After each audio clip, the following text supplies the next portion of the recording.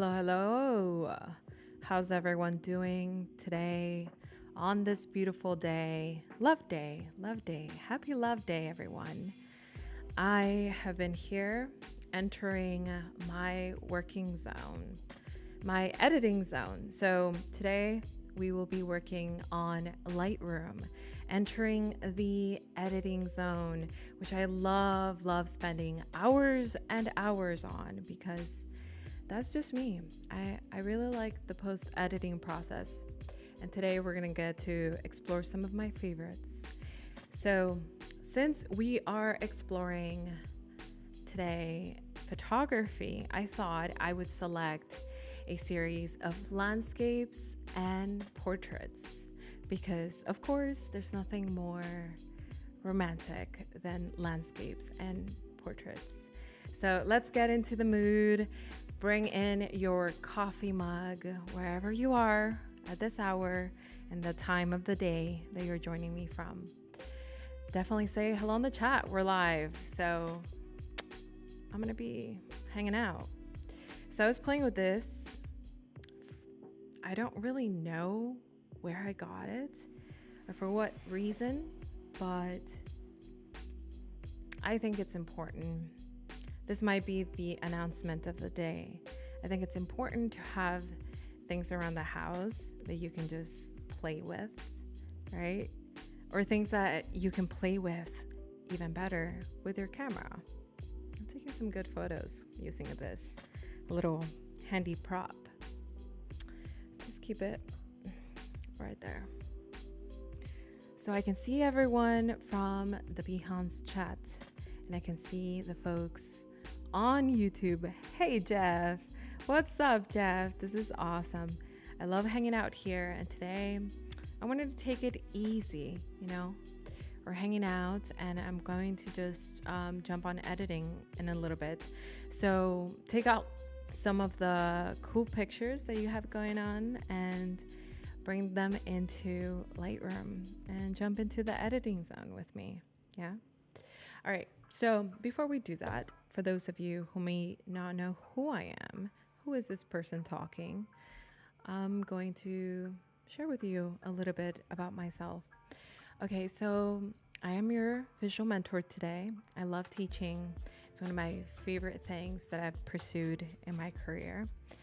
And I've had so many stepping stones in my career, so that has been interesting in itself. An amazing journey exploring design, photography, and now film. All taught by myself and the wonderful World Wide Web, as I know some of you have a similar journey. So some of this is my photography work, specifically my street photography work, because I don't know why, I'm really pulled to just photographing an environment and the people that live in it and the stories it may tell. There's just so much there, right? I'm sure everybody has been bitten by the bug that is called street photography at some point or another. Think about it. When you raise your phone and take a picture, that's borderline street photography. So hopefully you're telling really good stories out there.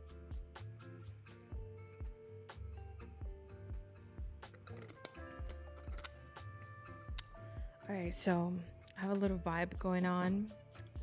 I handpicked a playlist for this stream so we can vibe and hang out.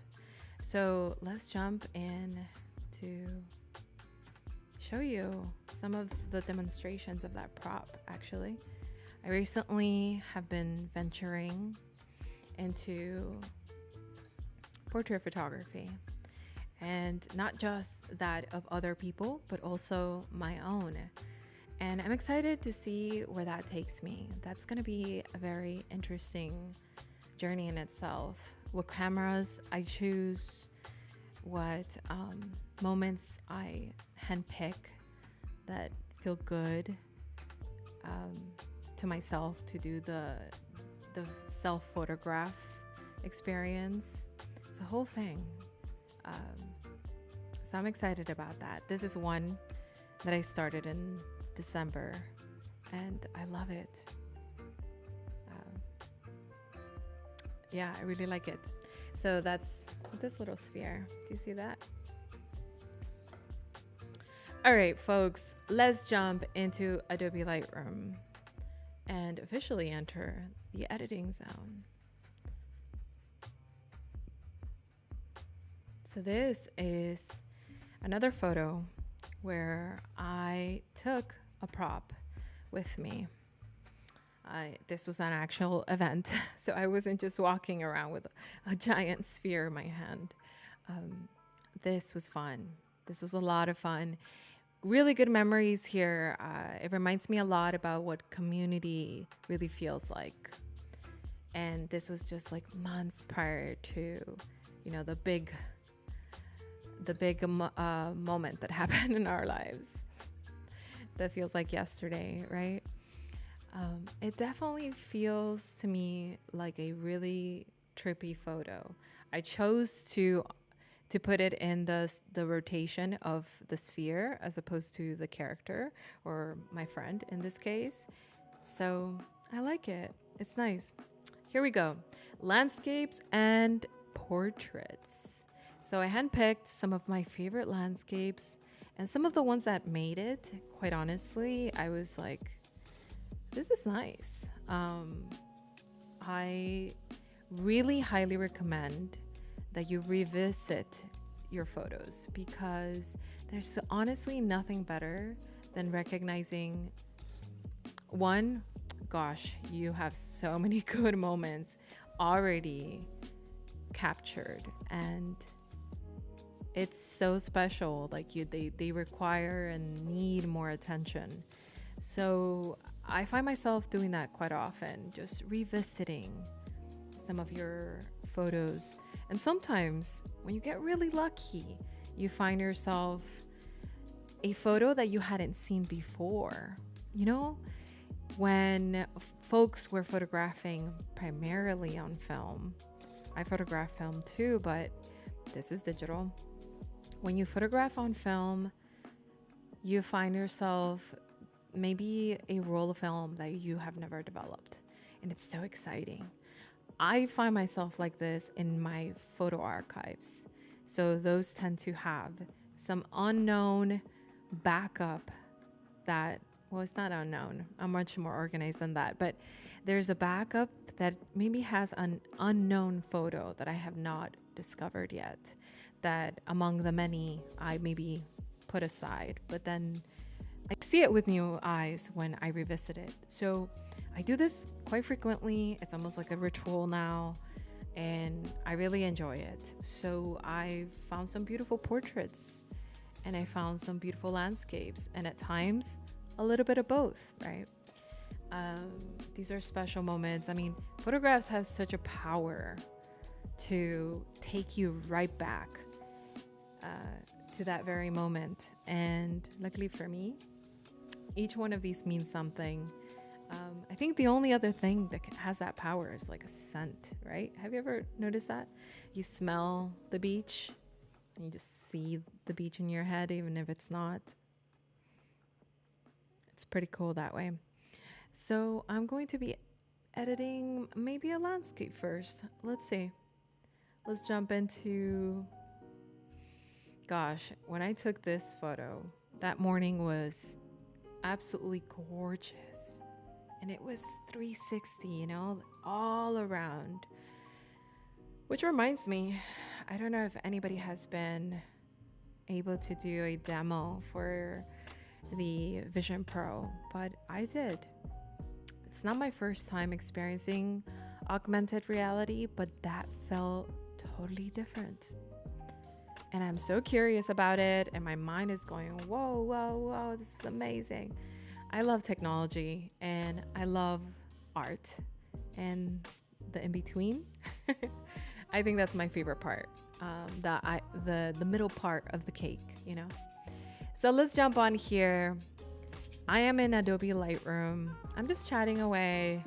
I hope you get to join me in here, hang out, edit alongside me, and vibe. So I have in Adobe Lightroom, not classic Classic is very similar, but this one is what I call on the go. Whenever I want to jump on my iPad or on my phone, I can. All right, so that's the difference. We wrap that up. All right, so what I'm thinking here, immediately I wonder, is there more information right here in this area? Is it completely white, or is there more information in this raw photo? First of all, I don't know if this is a raw photo. Let's go in here. So it is a raw photo. Let's investigate. Where did this photo come from? I want you to make bets on where this photo is coming from. And I kid you not, sometimes I can't differentiate the difference. I can't see the difference. I saw this and immediately I thought I took this with a Canon because of the colors. But it turns out I took it on a Google Pixel 4. Shock, right? Shock because nobody believes in it until you do. It's funny. But yes, definitely really cool. I took this with a feature called Night Sight because it takes its time in taking the picture. It actually lets you play with the shutter speed. So you can leave it wide open, so more light comes in. But this was like at 5 a.m. or something like that. Yeah, it says it right here, 5:51 a.m. There's so much you can learn about your photograph. In case you didn't know this existed, it is super cool. Usually it's called the metadata. The metadata. How cool. That's probably where Facebook got its idea.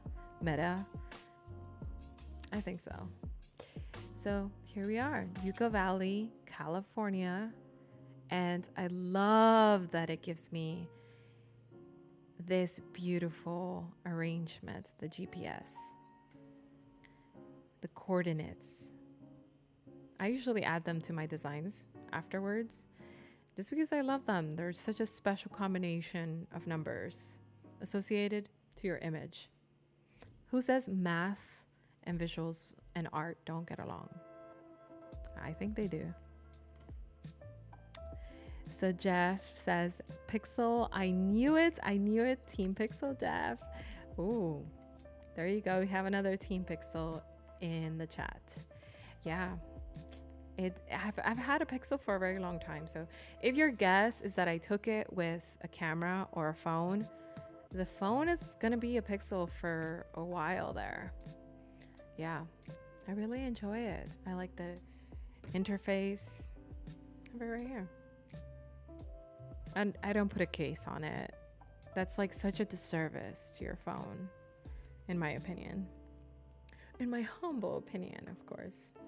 So let's see here. Let's get to editing, shall we? Just getting distracted. Isn't that the usual thing that we contend with every time we sit down on a computer or at an office or your space? I always have to find myself in these spaces where I can say to myself, hey, this is what we do first, this is what we do second, and this is what we do third. That usually puts me right back on track. So for me, if I'm looking at this photo, is information. Where is this information? So we have in the S-curve, one of my favorite things is the highlights, the midtones, and the shadows. Since this right here lands about the highlights, I'm going to play with the highlights and see if something pops up. So it looks like smooth as ever. No more information there. That went to become actually pure white.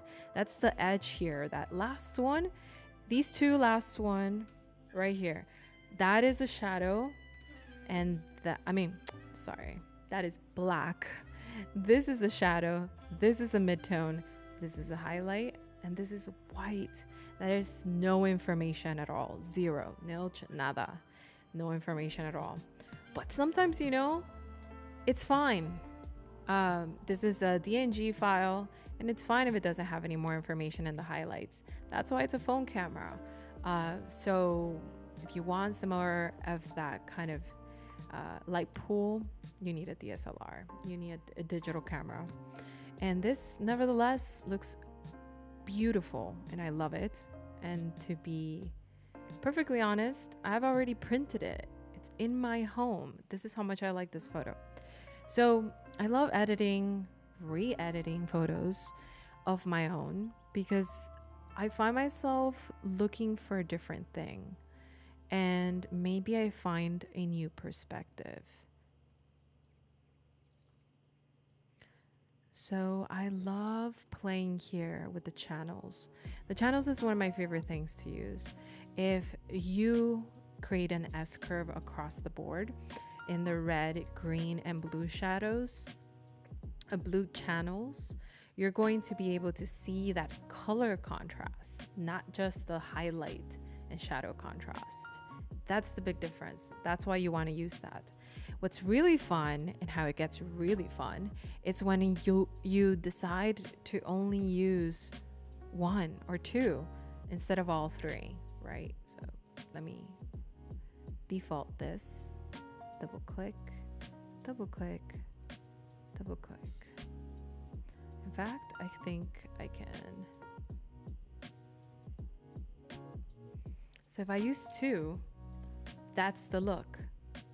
That's really different. If I use three, it looks like this. Hyper color contrast. Ignore that little like it was a hiccup right there. It looked like a world of a different planet. So that's really pretty. Now, to keep track of my experiments, there's nothing better that has been invented than this feature right here. It's called versions. And it's my favorite thing. I don't know how I ever lived without it. I use it all the time. So if I have a new version, that's the last time I edited this photo, I get to see that, because sometimes editing isn't just about correcting things and fixing it and that's it. It's really about concentrating on the meaning of that photo. So if you want a digital post edit to truly feel like it matters to the photo itself, you want to really speculate the photo. You want to ask yourself, what happened during this photo? Do I want to make this feel a little bit more demure or hyper or subdued? What are you hoping to achieve? Or maybe if the image itself has a sense of power, maybe you do the opposite in the post editing, right? You can make it a little bit more subtle, pastels, highlight those shadows. Different feelings get evoked in your post editing too. So we can't be remiss and not think of that as we're post editing. So with that in mind, let's do another version of our post editing. All right, so I've done this one. Wonderful. I love it. I think I can manually name it now. So I'll call this purple hues. I mean, if there is something romantic about post editing, is adding purple to your shadows or anything, a little hint of purple. It tends to make it seem so beautiful, and it's, I think, more about the association we have with the color that makes it look so nice. Don't know. And so let's create another version. Let's go from this one. We can go back to original here. And instead of using the S curve, let's go exploring elsewhere, shall we? Let's go into color, which is here up next. And we have this thing called point color. You can select individual colors in your photos and make fine-tune adjustments. Okay, so I want to play with this and find different colors. I think I want to find the difference between that and the target adjustment tool. I'm still in a debate between the two. I don't know how this is different. Feels to me like a new interface, but very much the same concept. Let me see. All right, so if I was to select the color in the photo, let's select this blue. And it looks like I can change the hue, which is phenomenal. Look at that hue. Am I fine at purple right now or what? I think there's always a, what do they say, color of the year. I think I have a color of the year for me every year, but just for me. And it might be for me as of January, purple. Strange because I didn't like that color before, but the way it lands on landscape photos, absolutely phenomenal. So far we picked the color blue, we changed the hue, just the hue. All right, looks like we can change the saturation and we can also change the luminance. So our very reliable trio is always in sight: our hue, the saturation, and the luminance at any given time. And so how is this different from my little friend right here, which is the target adjustment tool, which I love, have always loved it. But how is this different? So we're navigating that together because I don't know yet. I don't know the answer to that question. All right, let's go up here to the sky. In a similar fashion, when I use the target adjustment tool, I can select that blue just the same. In this case, the UI is a little bit different because you get to drag it. So yeah, that's more pleasant, right? I would say, than the graph. It's really pleasant in the iPad to just be able to just do that with your hand. We will be having iPad sessions in here as well very soon. Trying to work that out because I don't really know how to connect it yet. We'll find out. The whole thing happens behind the curtains, folks. Whole thing. So, yeah, we picked blue and we can determine the trio: hue, saturation, luminance. Just the same, right? So I think it looks like I'm on luminance. I can toss over to hue and roll over to saturation. It's the same thing, isn't it? Point color. Stand out for me, point color. What are you doing for us that is different? Looks like, let's select a different color and see what happens. Let's do this yellow right here. Ooh, these hues are really beautiful though. It does kind of have a richer selection of colors, I would say. Look at that. That looks so candid, and sometimes the words are not there. I'm sorry if I can't describe my own photos, but sometimes I can't find the words. I just love the way it looks. And then we have luminance here too, right? So one of the rules that I follow for myself in luminance is if you go higher, you're gonna kind of clean the area a little bit. It's almost like things are going to vanish. And if you go lower, things are going to appear. And in that mindset, you can use luminance for other areas too, where you want things to appear. So it's not just light. So to show or demonstrate that, let's go into the masking tools here and let's go into brush. The brush, I mean, you can't go wrong if you start with a circular shape. So if it's a brush, it's just gonna be easiest. But this is for us to select the mask, right? So for example,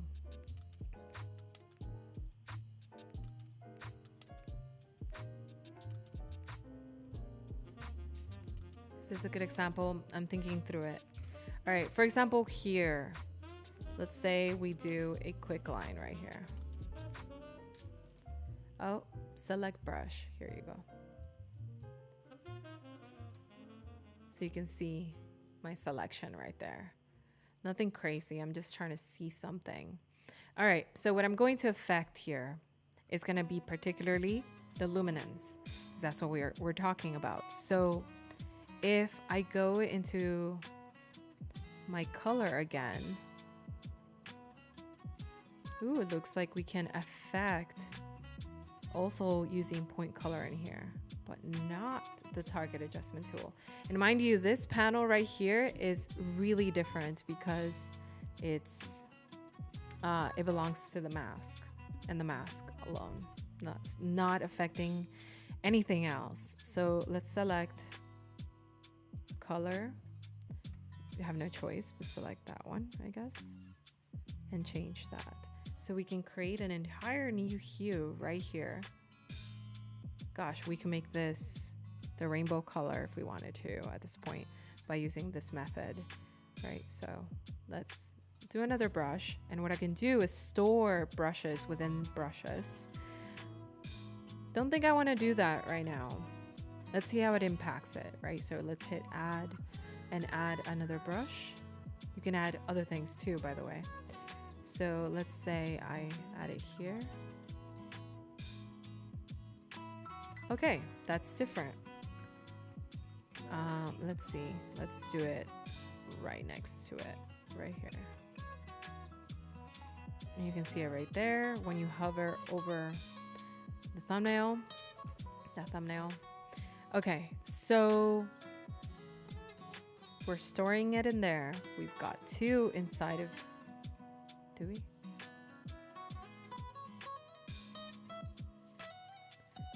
Yeah, not my favorite method. I just go for it independently. I'll investigate that further, but something was not right there. So let's go about it the way we know. So I'm going to create two different masks, not masks within masks. That's really hard to say. Mask number two, right? Yes, mask number two. We've got all of these choices. We can, just like before, use point color. And let's use point color right here and change that to a different hue. Looks like it gives us similar colors also. It's not giving us, notice, the color absolute primary red or absolute primary green. It's giving me colors that are natural to that scene. So that might be us unlocking the power potential of point color. Because to this very moment, I had no idea what the difference is with it. Well, not the difference, but yes, the difference with it and the target adjustment tool. Yeah, this is cool. I really like that. So I'm gonna hit plus again and maybe add one more here. Looks like the Skittles, my friends. There's so many ways to edit your photo without kind of leaving behind the quality of the photo itself. Because this isn't compositing, we're not putting layers. This is affecting the raw file itself. So that makes a difference.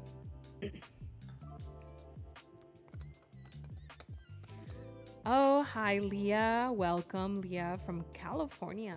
Amazing. So, Leah, you know about this. I don't know which camera to look at. You know about this. Have you been to Joshua Tree? That was my first time. Beautiful. But you know what? Going to different places really only counts when you take the equipment that you love. I would love, or that belongs with that scene. For example, I would love to go back here and take a film camera. Did I have a film camera then? Didn't really have a lot of film interest then, but I do now. Things have changed. All right, so we have one more color. I'm so used to doing these live streams where I'm doing everything really fast. I'm enjoying this relaxing enjoying the day passes by. I'm relaxing today along with y'all. So let's change this color palette to, oh, hello. This time,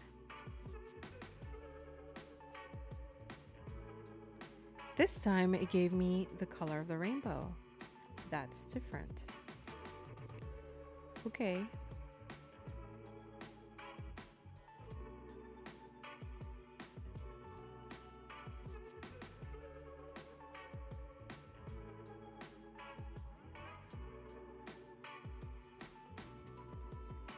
You know what? You're not working for me. Is that a beta slowing down? I can't tell, but this is the one tool that is not responding. So point color, you have yet to woo me. I'm not entirely convinced, but I'm hoping because it was really cool at first. All right, we're done with masks. We are moving on with masks. I love this color palette. And let's go back. Oh, no, let's not finish masks. I have one more idea. Let's go into linear gradients. So that's a new mask. And I'm gonna go down here and just drag it. So it's linear, right? So we can go vertical and we can go horizontal, and that's how that works. And the red is the area that it's going to cover. So let's try this out. And we have the exposure. Ooh, that exposure going down just looks like a natural vignetting. Like it happened in the sky, and the colors just look even more delicious over here because they're not being completely white out, which is what's happening when you go back here. You see how it's completely white? We can help it, right? Now, what if I like this? I like that it got darker and more demure. Look at this, before, after. It's completely different, right? It looks really interesting now. It pulls you in. There's so many different ways to explore a single photo. We could be here for a while. But that's the point, right? This is an exercise to enter the editing zone, to find yourself with your new or old photographs and really respect the process. Really respect your process, right? Because you can only discover it when you're editing for hours, which happens quite often. Okay, I love it. I think I'm ready. That was my last mask, linear mask. And we can create a new version. What do we call this? We called it Skittles. You know those Skittles? Not the usual ones, but the pastel ones. I think those have watermelon. Those are good. Okay, so what now? We have two different versions. We can decide later which ones we like, right? And we can revisit it once we've had enough separation from the image. Otherwise, you're just seeing an edit all over again. It's kind of hard to tune back into the story that your photo is actually trying to portray. So let's see, we have another photo here.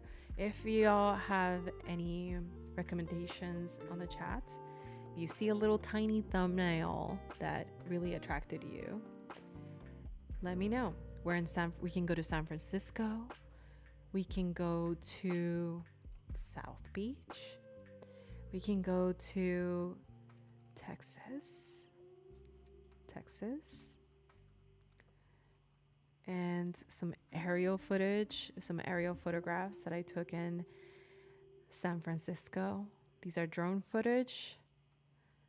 So drone photos, not drone footage, drone photos, DSLR portraits, phone photos. Don't know what this one is from. We've got Canon 6D, my ride or die. That's my camera. That's forever and ever. One day it'll be a little vixen and it will be an actual vintage, because it's almost, 6D. how long ago was that? Would be like a 6-year-old, 10-year-old camera. I collect all these just as much as goodies. Just as much as newbies, I guess. Yeah, I love old cameras. Those are probably some of my favorites. And Canon 6D wasn't old when I bought it, and bought it with every penny. How old? Okay, so it looks like the 6D was announced in September 2012, which is right about the time I got it. And then, cool. That's so awesome. They still sell these. So go and get yourself one. If you want amazing photographs, I'm sure it doesn't cost as much now as it used to. So on that note, let's edit this photo. So I'm going to show you the power of the Color Mister target adjustment, because and why it's my favorite, because it really is. So if I go in here, I can tap on this section, which, by the way, we can remove this sidebar for now. And what we're going to do is see a full scale, right? We can hit the letter F to continue to edit full scale. How about that Vision Pro? I can't stop thinking about that. When I say full scale, I think about the workspace and augmented reality too. My brain is all about it lately. Okay, target adjustment tool. Drag that blue hue. And currently we're resting on saturation. Let's change that in our toolbar. Here's our toolbar. Let's put it here. It won't appear when we go full, so that's a bummer. Let's start in hue. So what hue do we want this to look like? Do we want some Wes Anderson vibes? I really don't know how Wes Anderson took off from like absolute obscurity to what seems like, I don't know, the next Coons or something. And the good and the bad in that. There's something off there. Anyways, a better reference would be my homie, my friend. Just kidding, I wish. Mr. Slim Aarons. If you haven't seen his photography, iconic, historic to say the least. And I have a book right here. Hello, my book. I think it's behind me.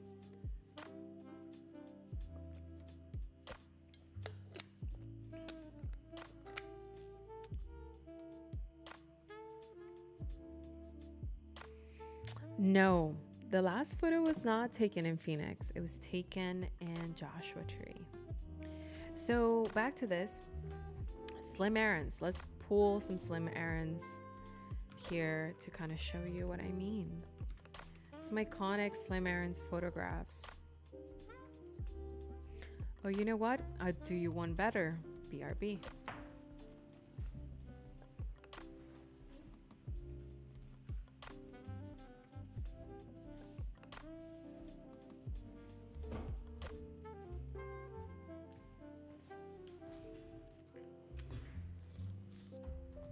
Okay, so this is my friend Slim Aarons. Let's do a little chat here. Do you see this? Hi. There's some dogs barking here. Do you see this? This is Slim Aarons. And in here you're gonna find photographs that are iconic, historic. If we're lucky, and if I just happen to open it, yes, there you go. Any of his photos have this amazing fidelity to them. The colors are just vibrant and subtle at the same time. It's a beautiful accomplishment, and I love it. And quite surprisingly, I did not know anything about slim errands for a long time.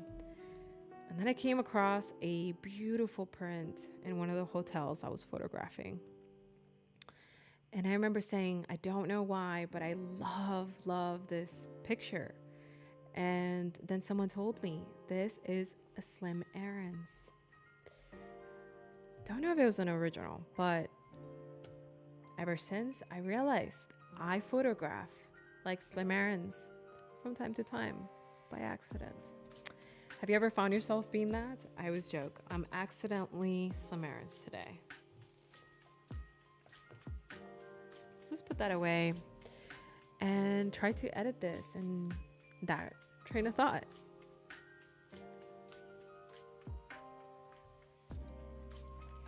Okay, so here we are back on our photo. We're using the target adjustment tool. We're targeting blue. And we're targeting the hue of blue. We can make it somewhere in the middle. Those colors are natural to what we perceive on a daily basis. Once we start pushing that gamut, you're really kind of affirming that this is a little bit more theatrical and more playful. So that's a good way to think about it when you're processing your work. You want to say to yourself, what do I want the viewer to experience? What do I want them to walk away with? And this is a constant question we ask ourselves as designers, as artists. What does the audience walk away with? Because it's almost like a form of barter, right? Like you are exchanging something. And I think in this moment, you think about that. What is it that you want to invite the viewer to see? The other person on the other side of the canvas, the other person, hopefully in a museum, witnessing your work. So I'm going to think this is a good version for me. I like that train of thinking. I really appreciate the museum playful. Like we're brainstorming here at this point. What else did I say? Caricature. I love doing that sometimes with my camera. I make the subjects look tiny on purpose. And I love moments like this where the subject matters aren't perfect. There is a lot to be seen in the imperfections. And I think that is so beautiful to think about while you're photographing and you're walking about the world. Like funny things like this, to just see that everything blends together. Maybe this person doesn't have total silhouette. This person here is there. Would I want to embrace that imperfection? Not entirely. I don't love that imperfection as much as I love, things like this. It's just funny. It's like little subsections. Like you see the little person in there, you see this person's butt, you see like different chairs, you just see, and then this one's the only one that particularly stands out. I like the chair. So, all right, we've done that. Let's go back to our default. I've decided I need to do some cleanup. I need to fix some things. So I need it to be original. I can't have it be edited because we're going to jump on a 2-program workflow. We're entering the editing zone. I can feel it because now we've opened up 2 programs. So let's see here how we're doing, folks, on the chat. Amazing. I can see folks on Behance and on YouTube. And it's exciting because I've streamed on Behance quite a lot, actually. In my past, I've streamed a lot on Behance. Learned a lot there. So I'm trying to get back here and say hello to y'all. Cool peoples are always in the Behance. Honestly, it's true. If you don't know about Behance.net, You're welcome. I remember the first day I discovered it, and it was nothing like what it is today. It's a lot, and it's so understated and so, what is that word when nobody notices you? Yeah, underrated. Yes, there you go. Yeah, I love it. It's a great space, especially for people who take their artistry seriously, which is so important, right? All right, so it looks like Photoshop opened up in my second screen. So let's switcheroo. So you saw that I exported to Photoshop. Well, I didn't export to Photoshop. I decided to edit in Photoshop. And this photo is a TIFF file. So it continues to be linked directly to the file in Lightroom. So any changes we make here are going to be reflected in Lightroom. All right, so there's a couple ways that I can remove this. I'm not entirely convinced that I can, to be honest. I never really know until I try it, but I can foresee it. My mind's eye says I can do this. I can either go the meticulous route and, oh my God, I can show you generations of times that I've had to do this. For example, in here, we've got the lasso tool, polygon tool. In here, we've got the quick selection tool, object selection tool. Where's good old pen tool? P.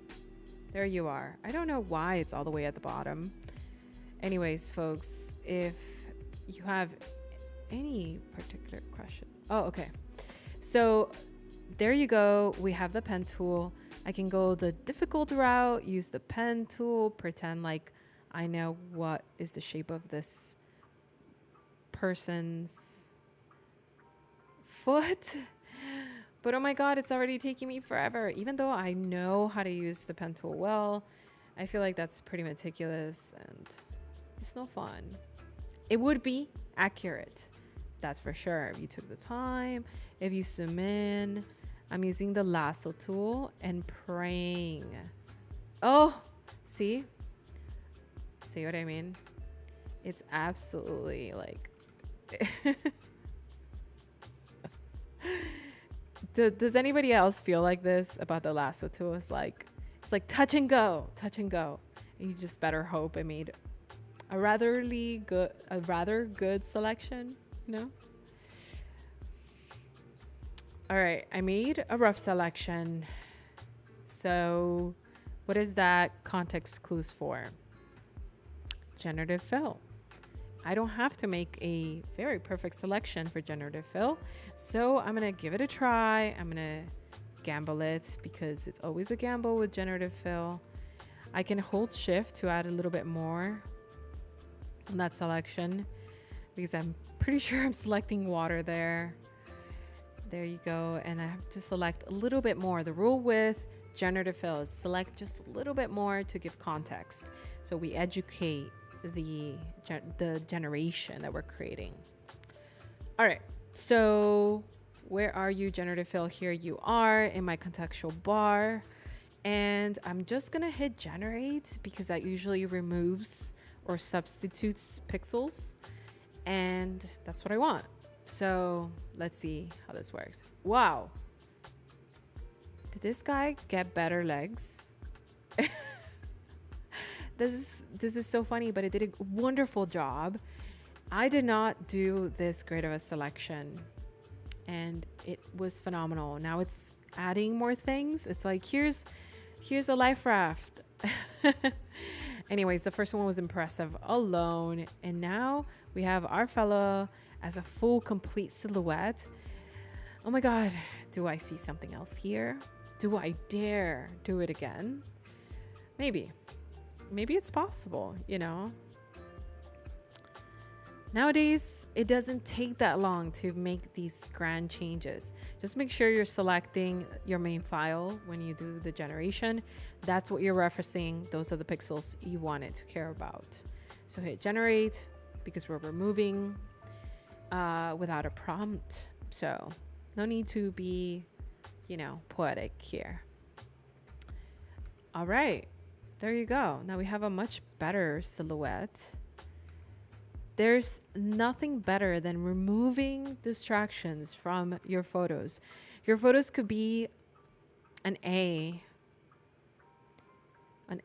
but it could be an A+ when you remove those distractions, because they're weird. They don't help. It's only when they lack meaning, that's when you want to do that.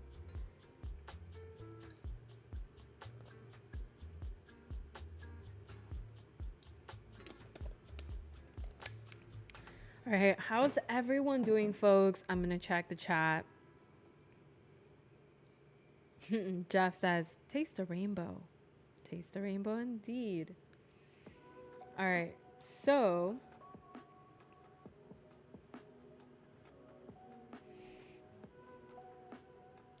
we fixed this guy. We're doing good. This is looking awesome. And if I want to get meticulous, I can remove other things, but really, that was the only thing that was bothering me. The rest is fine. It's not really that kind of photo. And by that kind of photo, I mean, sometimes I want my photo to be complex. Sometimes I want my photos to be minimal. So if I've made that decision right at the start that I want my photo to be minimal, this is what I want, I make every edit based on that decision. Sometimes I don't want it to be minimal. And I think this is that case. So this is looking really good. I can now save. It'll tell me that it'll save and it'll be a little bit heavier. It'll increase the size of my file. And yeah, it's saving. Now we're gonna hit close, Command W. And we're gonna go back here and we're editing this in the original, right? So our auto right here. So then now we can do something like a target adjustment tool and start editing, because we know that we fixed those colors. I mean, those textures that we don't want in our photo. So we like this, do we? Wow, it looks wonderful. I know this day was way brighter than what it appears here on this camera. That's my other thing. It's like the camera doesn't do it justice. It was a daytime sunshine.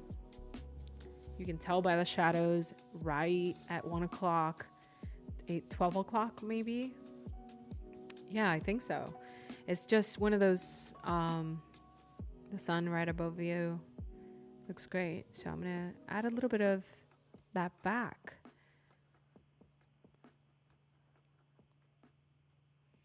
There's a few ways of doing that.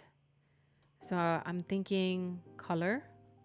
So let's make this a little bit warmer. And with the same target adjustment tool, let's continue targeting the blue. But in this case, we're going to target the luminance. So what I told you before, luminance, if it goes up, it's going to sort of hide elements, make them look more minimal. And if you use luminance the opposite way, where things get dark, you're probably showing or showcasing elements of your raw file information. So this is an example. When I go down, you can see those clouds are way more defined than when it was way up, right? So sometimes that gives you leeway to make a photo from a B to an A and rising and rising and rising, right? So this is already looking good. Then I see something else here. I see red. I see a nice little red hat among the blue ocean and sky and umbrella and trunks. Everything is blue in this scene. So how cool is it that we have a red feature right in the center, almost right in the center. So let's highlight it, shall we? Let's go in here, add a let's do a brush. Yeah, let's do a brush. Let's make that brush really tiny, just enough to cover the hat. And I think I did it. Did I do it? Yes, I did it. I go over the mask. You can see it's right there. It's not super intense. And we're just gonna create some temperature changes to this, and also a little bit of saturation. Where are you? Good old saturation. So it jumps at us. And that, my friends, is a nice orange, burnt orange looking hat among all the teal. And I love it even more so. So here's the progress we've made before, after. We changed a lot using generative fill in our fellow silhouette, our main character. And then also I was toying with the idea of really putting him in the center. And that brings up a lot of questions. Like, for example, do I want this ratio? Or do I want something like a 16:9? So I still get some more of this, which is what I'm having a hard time letting go of. These waves right here on the chairs, I think are adding value to my image. And I really love that about them. I think this is what I'm gonna go with. It's a nice compromise. We have the guy almost at the center, to the side right, center right, center left. That's always a good place to be too. Not everything has to be center stage, right? So I'm good with that. The other element that I really love right now, I am creating some symmetry. Do you see the sky at the top and our subjects at the bottom? Gorgeous, amazing. I am starting to feel proud of this photo. I don't just like this photo for what I took it. I'm starting to really feel how it can make a difference. And that matters to me. So let's change. I noticed that the horizon is not exactly straight because there's a little bit of warping happening. So I'm going to go to geometry, transform, and change some things here. So let's see how we do this. Horizontal. Does that do it? I want to line up the ocean, the horizon line, quite literally the horizon line. I don't make these things up.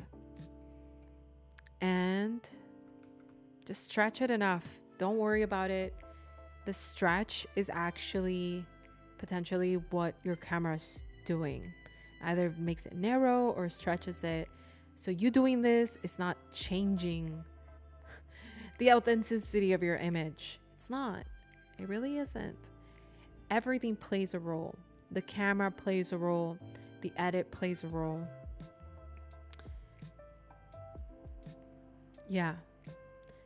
There's never, I think there was a time there where folks didn't want to edit their photos because they felt like it removed that authentic part of it.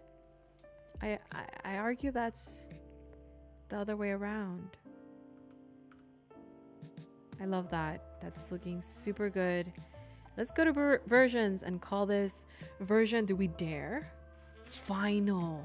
That's what I'll call it. So we might do final 1, final 2, final 5, final 100.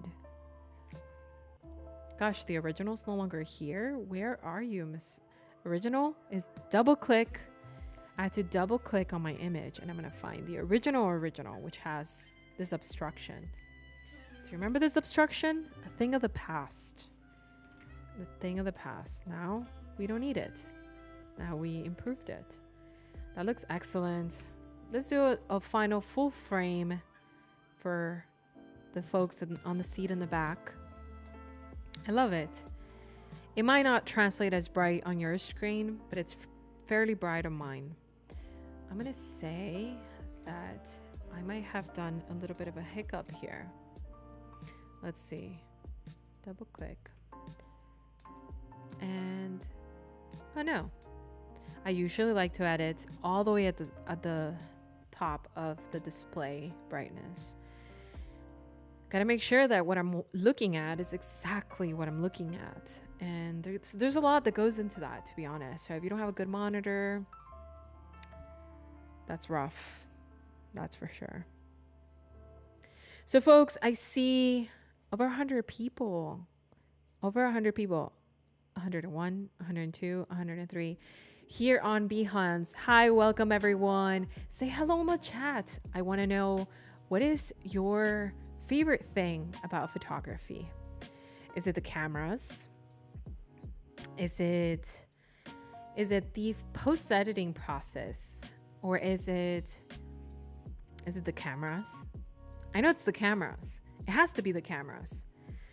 I mean, I think I'm giving myself away here because I have so many cameras and I love them all so dearly. And they are so much fun, you know? But what's your favorite thing? Cameras, post-editing? Do you love Lightroom? Are you just curious about Lightroom? Where are you at? I'm curious about everyone these days. I know we entered a new year, so that changes things, right? We want to learn new things. We want to leave things behind that we don't like. A lot happens, right? And don't feel bad for folks who are starting in February. I'm a late bloomer too. I like starting on February. I don't like hitting the ground running in January. Like I have so much to prove. Like chillax. You know, we're in the headspace of hibernation in January. That's what I think. And then we get back to work and we respect the artistic process of it. Don't just do it for likes. Just do me a favor. Don't do it for that. It's not gonna, there's no longevity in that. So find something, you know. What a rant, folks. Welcome everybody on Behance. Welcome everybody on YouTube. If you don't know about YouTube, I got you. So my YouTube, here you go. There you go, friends. So for those of you who are just joining me, you're so awesome. Thank you for joining me. There you go. So many clicks. Yeah, join me on YouTube. I'm seeing the chat here on YouTube. I am growing my very humble early journey on YouTube. I'm going about it kind of randomly, to be quite honest. Who cares? Let's just do it, right? So the live streams here on Medium Unlimited happen on Wednesdays at 3 p.m. on my YouTube channel and on Behance. Okay, so definitely check that out and turn on those handy notification bells to keep yourself organized, because that's what we do here. We keep ourselves organized. And two, also check out Medium Unlimited on Mondays, because I cover Motion Mondays. Medium Unlimited is about not being limited by your medium. Is that a tongue twister? I welcome you to try something new this year. This year is the year for you. Your self-education journey is about to grow. This is the right place to grow it. So I'm glad you're here with me. That's all I want to say. Join the chat, ask questions. I'm here live. Let's continue on our editing process. And maybe for those folks who are here, I may provide one of these presets for you to get. Because, you know, you got to give in order to get. That's where we're at. All right, so back to this photo. I love it. Let's start. I'm going to start 5 stars is right here at the bottom. So I can hand select some of my photos. This photo, gnarly. This is going to send me on a whole tangent about a storyline. Do we want to go there? Do we want to see some editing magic? I think I want to see some editing magic. I'm going to start with this drone footage. I always say footage, drone photo. So I'm going to start with this drone photo I took in San Francisco. in that really beautiful, famous park. And I love it. It's so gorgeous, but it's so blown out. But it is, let's investigate it, right? Let's investigate this photo like we have the other things. Oh, what happened? Why can't I see? Oh, here. All right. So we have our coordinates because they're beautiful and they go with your image. And I dare you to look at them in your information section, in your metadata. All right, so this was taken with the DJI drone. I took it. It was fun. Super, super cool to fly in these conditions. There was no wind. And it's a DNG file, which tells us there's information there. It's not the best raw photo, but there's raw information in it. Okay, cool. So I like that. I think I can work with this. That means there may be, alas, some information in those highlights that we see here. Okay. Some of them may be complete white. So we might be having to think about that as we head on over to find out. And so this is how I like to find out that information. I want to go to light, go to S curve. This is S curve right here. And what I'm going to do is find out what each of these is targeting. So where's the white? That's mostly white right there. And then this is the highlights. So let's lower those highlights so we can get some more information in. Without removing, it's kind of a hard photo because this section is mostly shadows. Trust me, this is gonna work out. It's gonna look really pretty. So contrast, we want highlight versus shadow contrast. That's gonna make it feel like the photo itself has stronger fidelity. So more texture, more quality, especially if you're hoping to print this, which, you know, a lot of people do. If I had a budget, I would. Gigantic. I have every idea. You know, people plan their weddings. I plan my museum exhibit. That's what I plan. So I love this. I think this is looking much better. Before, after. It's already some color contrast, right? Let's do the same here. And what we can do in these sections is we can add color. So this is a more stylistic choice. So in the highlights, do we want to add a color so they don't remain completely white?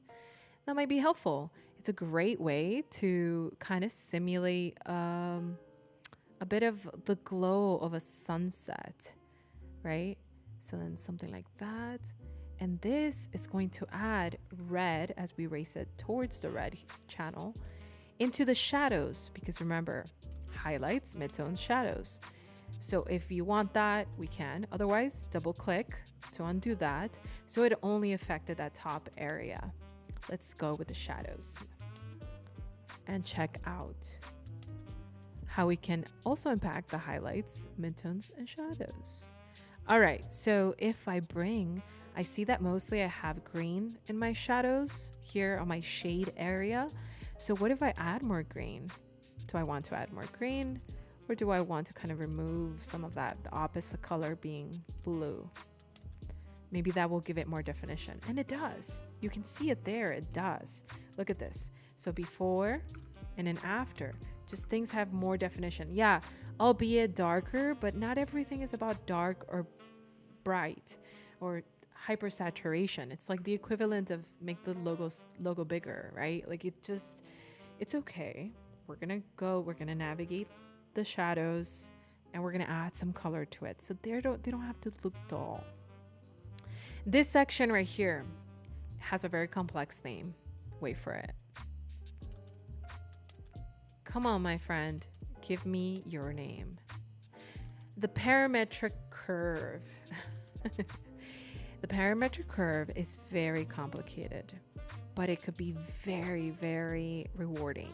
If you pull this, it is so subtle what it nudges. You saw that we did the same thing here on the regular highlights and shadows curve. But this one, look how subtle that clean. And now we have information to the left. We have all of that blue and it's absolutely beautiful. So before, after, We're navigating the shadows. We're being kind to those little areas so we can bring back information. And that's how you work it, folks. Like, you try to see what's available in your photograph. You can't just slap a color on it. It's like choosing your ISO film for your film camera before you shoot, but this time you get to choose it afterwards. You choose what color it's going to be. And it's a big difference, right? So let's see. Now I think it's ready. Now that we've done all of that work and we brought out some really nice colors, a little bit of blue, a little bit of purple, a little bit of yellow. That's looking really pretty. And I'm thinking I can begin to extract some of those colors a little bit more. So let's do, here we go, point color.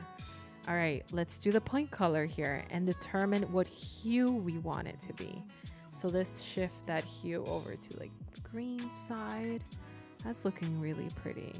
Do we want the luminance to be a little bit higher or darker? Gotta be careful of some aberration that begins to happen. But let's leave it at that. I think that looks good. And it tells you the visual range, right? So if we click this little button, that's our visual range right there. And let's see how we're doing on Behance. I know, Jeff, YouTube is the place to chat if y'all want to hang out with Jeff also, because I see everybody here on Behance and they're so shy, and I would like for you to say hello.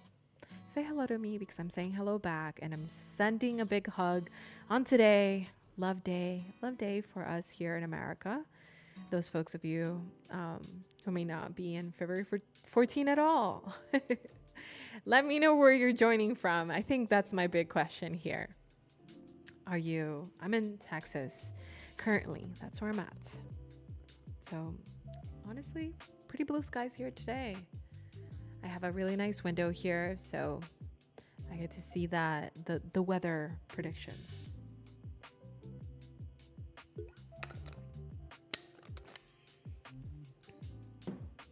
All right, so let's see here. We continue to edit this. We have this visualizer. I am ready to jump into the styling facet of this, which is color grading. So color grading is phenomenal. I absolutely love using color grading in my tools because it has just the sensibilities of capturing the shadows, midtones, and highlights. I feel like I'm saying that a lot today, but every facet of Lightroom has that in mind. And that's the name of the game. If you can capture different color palettes, different luminance, different hues within your photo in the way that you want it to, you can achieve different colors. And it could be so beautiful in different storylines.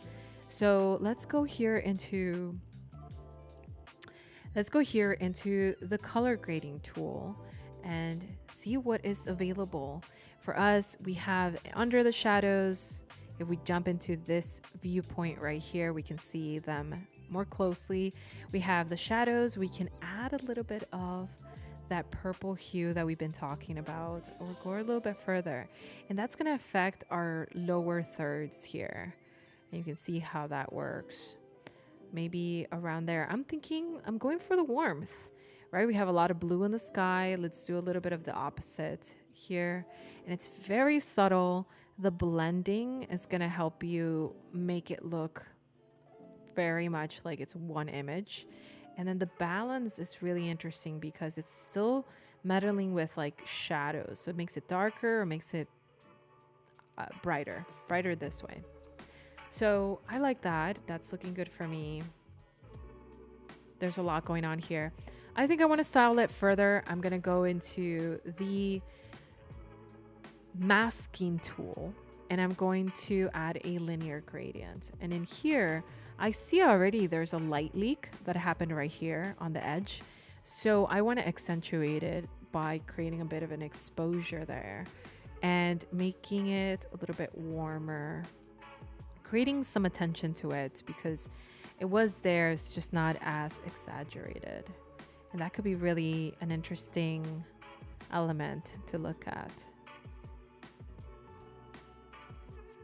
So pretty. And when you add a little bit of texture, it kind of just really looks like a hyper fidelity. So that looks really good to me. I love that way that worked out. If we go into the color grading tool and go into highlights, we can also paint those highlights a different color. Right about there. And then let's jump one final touch. We're gonna go into the color mixer tool, grab that target adjustment tool, and start playing with some of the hues here. Luminance. There you go. All right, subtle change. We're happy with this one. I think there's still some more love to be given to this photo. There's a lot there that I often contemplate. This is an edit I made on February 8th when I was playing with it. There's just so many routes to take, so it's so interesting. So let's call this one live. I like the photo that I edited the first time, I think a lot more. All right, so let's see what other one we find here. So hey everyone on the chat, let me know what other photo we are curious to learn more about. So this one, for example, photographed Google Pixel 6 Pro using a long exposure. I did a double exposure with a phone, which is funny. So if I look at this a lot more closely, my wife is actually on the other side of this. Do you see her wearing a mask? The entire body figure behind this person who was obviously going far faster than her. And I had an open exposure because you can do that with a Pixel. You can do that with phones nowadays, I think. And so I thought the train, right? That was my first mindset. I was like, the train, let's capture that train. But turns out this person looked phenomenal.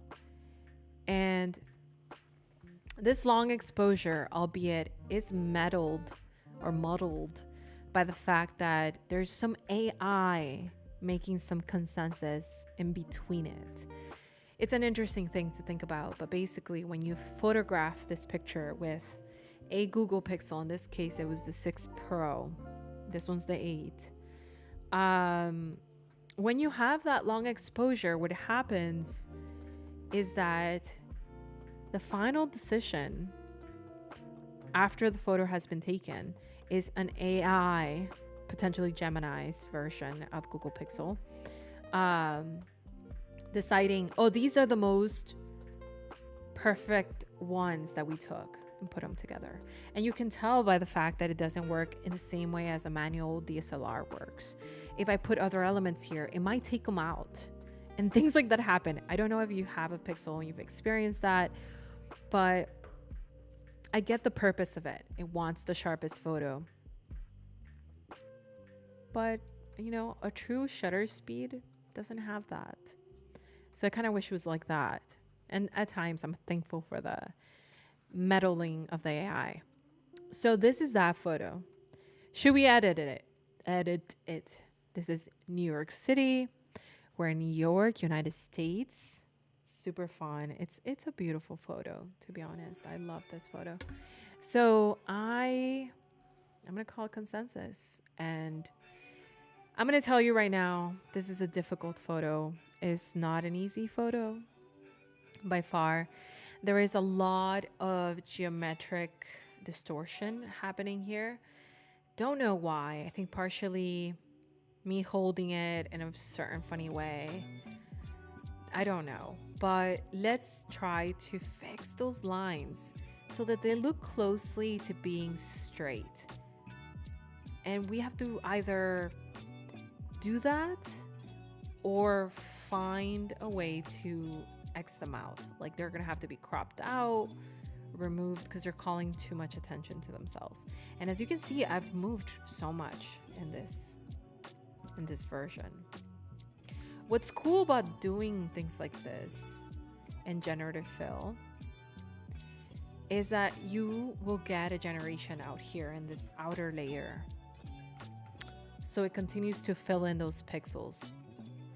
It's pretty cool if you think about it. I mean, we can try that. But you can see I've achieved the straight line. I hope you can see that. So we have before. Oh no, it doesn't have a before anymore. So I'm gonna close this in. I did achieve the straight line, but I think I'm still gonna discard it. But that was a good guiding point for me to make everything else straight. Now I'm trying to find a little minimalism. There was too much information. It is a subway, so it has so much texture, so much going on, and I really want to bring attention to my subject. So maybe I can find symmetry between these two columns. All right, press enter. That's that. Looking a lot better, in my opinion. You're looking really good, my friend. The first one is this one. Does it show it? Yeah, that's the first one. Now let's make a version. This is a new workflow. Follow me here. So let's make a version where we've corrected the geometry. So the next time you have a workflow, a bit of a journey that you can follow. So the first version we're going to save is geometry. The second version is the next step, color. So let's go. The next step is light. Would it be light? Let's be light. All right, so let's call this light and go in here. And this time I'm going to challenge myself to use the target adjustment for curves so I can determine the luminance of this. Maybe a little bit higher and make the shadows really, really black, because that way it's a little bit more minimal that way, right? Less information. All right, so I got lost in that one a little bit. Let's see.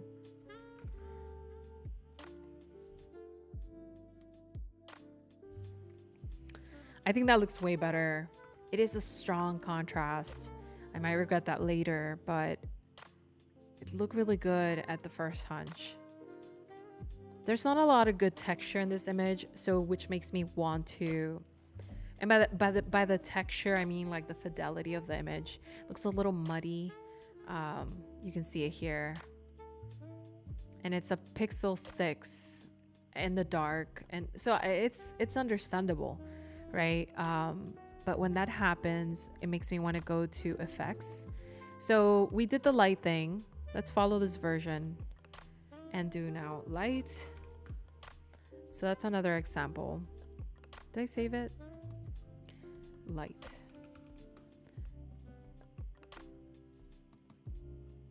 Honey, what are you doing?